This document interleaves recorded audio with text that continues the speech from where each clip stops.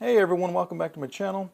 How many of you, if we're being honest, have a very hard time drawing realistic clothing on a person? Well, the secret usually is not your understanding of anatomy, but it's actually understanding how fabric behaves. Today, I'm going to show you how to draw clothing folds and drapery with pen and ink, and by the end of this video, you will understand the 7 major fold types created by none other than George Bridgman himself, and you'll know exactly how to use line work and hatching to make clothing feel believable. So I'm going to walk you through these 7 types of folds. Alright, so we start with the pipe folds. These hang almost straight downward like a curtain. You'll see them in robes, sleeves, and loose pants. They're very long and vertical and fairly even. They mainly originate from one single origin, and I suggest after outlining the deepest folds with a contour line, I recommend using your pen to make cross contour marks to describe the deepest values within the dark concave areas. On the shallow pipe folds, simply denote the curve of the fabric with more spread apart cross contour ink line. Alright, let's go on to the diaper folds. These stretch between 2 support joints.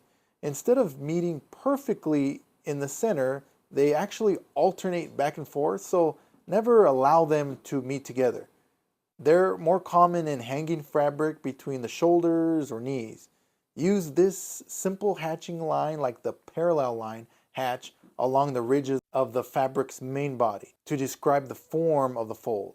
These folds have really long curve and can be really well described with short, choppy cross-contour hatch marks as well. Oh, and by the way, if any of you are interested in getting your hands on the pens that I use in this video and that I really love, check out my art store linked in the description. It has all the art supplies I've used, tested, and vetted for you.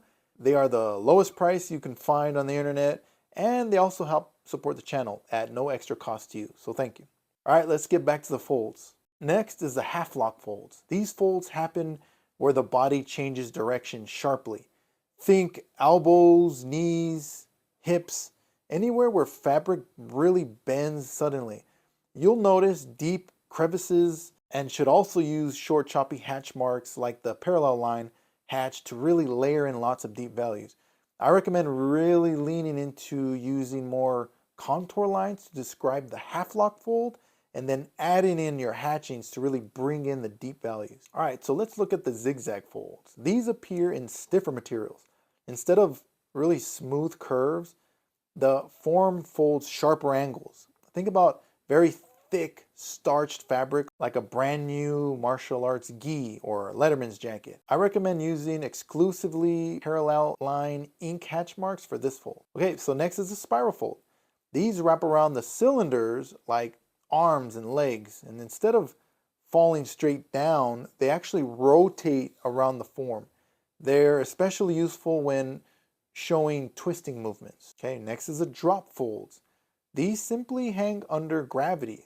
You'll often see them below belts or loose sleeves. They have the characteristic of sagging and are basically very similar to the diaper fold. I also recommend using the parallel line mark to identify and describe the form of this one. Alright, last is the inert folds. These folds occur when fabric loses all support, and usually it just drops to the floor. So imagine a bunch of fabric just lying on the floor, like laundry. I recommend using also hatch marks to describe the depth and really identify the deep overlapping that happens with inert folds. Hey, real quick, if any of you would like to be a part of my brand new Discord for this channel, where I'll be sharing weekly drawing prompts designed to really help you draw better, you can join for free by simply clicking on the Discord link on my channel's landing page. And if this breakdown is helping you understand clothing a lot better, don't forget to subscribe. Every week I share pen and ink tutorials designed to make figure drawing and pen and ink drawings a lot simpler and more enjoyable. Alright, so I wanted to give you guys an example. It's sped up to 2.5 times, and I just wanted to show you an actual very quick sketch that I did. These are quick sketch studies, and I included the reference to the left, which I got from Pinterest. This is going to help you really see the problem solving that was used to find out what pen and ink styles I use for each fold and for drawing clothed figures. All right, let's start with the first figure. One of the first things you'll notice is that almost every fold follows gravity. Where her shoulders are, the gravity of the fabric is pulling, creating a few primary pipe folds. Notice how they hang vertically from the shoulders before really gathering all the way down at the wrist. All right, next you look at where the belt cinches the rope really tightly, and then the folds radiate outwards from the knot and the waistband.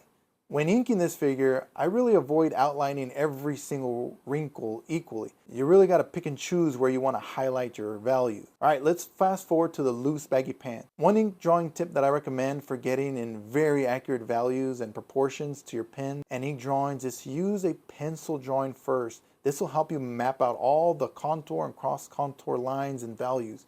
So that way you have a lot more confidence when you begin using ink for your drawings. The loose pants here, they really are a combination of pipe folds and a massive amount of drop folds. Now, look around the knees. The folds begin wrapping around the leg all the way down to the ankle. These are the actual spiral folds, and they help describe the cylinder of her legs underneath. So I love to use really thick contour lines where shadows naturally occur and where lighter lines illuminate on the surface.